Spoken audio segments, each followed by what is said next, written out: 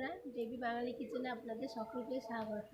আজ আমি আপনাদের আলুর দম করে দেখাবো, যেটা রুটি কিংবা ভাতের সাথে খেতে খুবই ভালো হয়। চলুন তাহলে রেসিপিটি শুরু করা যাক।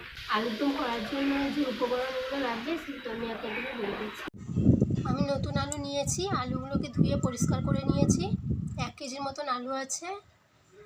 রসুন, আদা, ধনেপাতা লাগবে, ধনেপাতাটা কেটে নিয়েছি। আর কাঁচা লঙ্কা 5টার মতো নিয়েছি, সেগুলোকে কেটে নিয়েছি।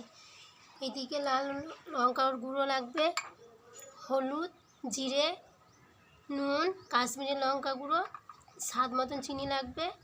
2টো বড় সাইজের টমেটো কেটে রেখেছি, আর 250 মতন পেঁয়াজটা কেটে রেখেছি।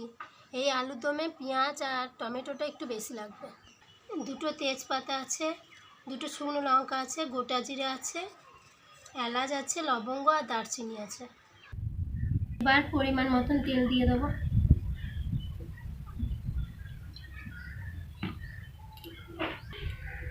আলুগুলোকে কেটে নেব, কাঁটা চামচে করে একটু ফুটো করে নেব।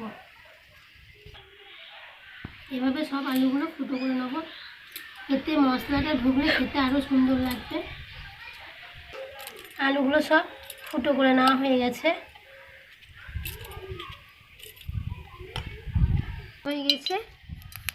এবারে লঙ্কা, তেজপাতা, পাঁচফোড়ন দিয়ে দেবো।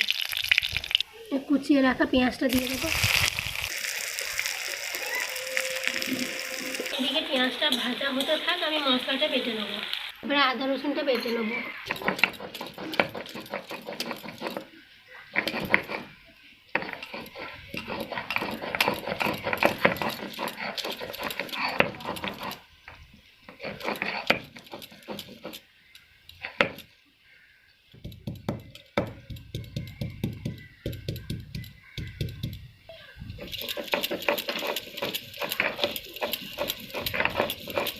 আদা রসুনটা বাটা হয়ে গেছে,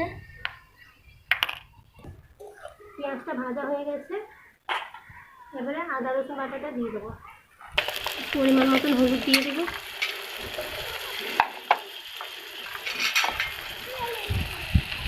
লঙ্কা গুঁড়ো দিয়ে দেবো,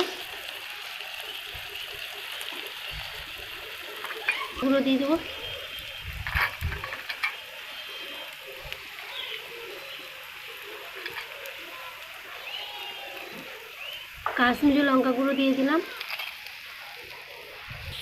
স্বাদ মতন নুন দিয়ে দিলাম। এবারে মশলাটা ভালো করে কষিয়ে নেব। জল দিয়ে দেবো।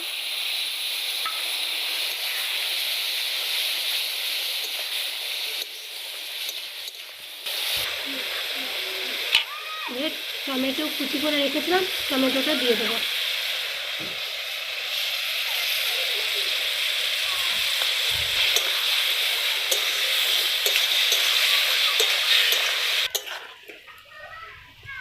এবারে ঢাকা দিয়ে দেবো। কষানো হয়ে গেছে,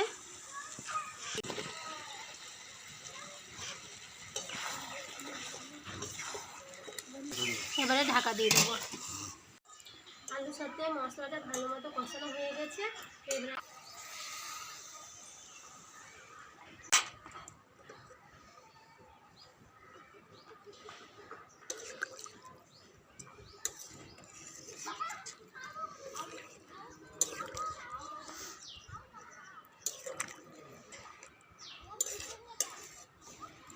এবারে ঢাকা দিয়ে দেবো। একবার ঢাকা খুলে নেড়ে নেবো। প্রায় হয়ে এসেছে।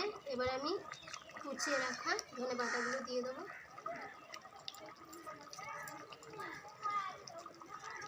কেটে রাখা লঙ্কাটা দিয়ে দেবো।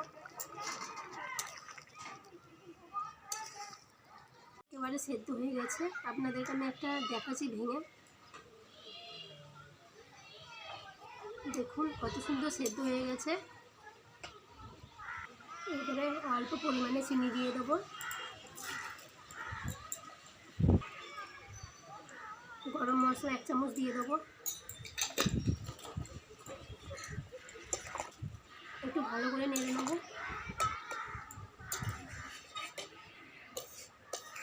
আমার এই আলুর দমটা তৈরি হয়ে গেছে, এবার আমি নামিয়ে নেবো।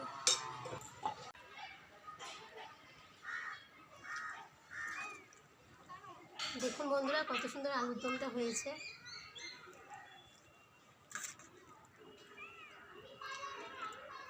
আজ এতটাই, আবার নতুন কোনো ভিডিও নিয়ে ফিরে আসবো।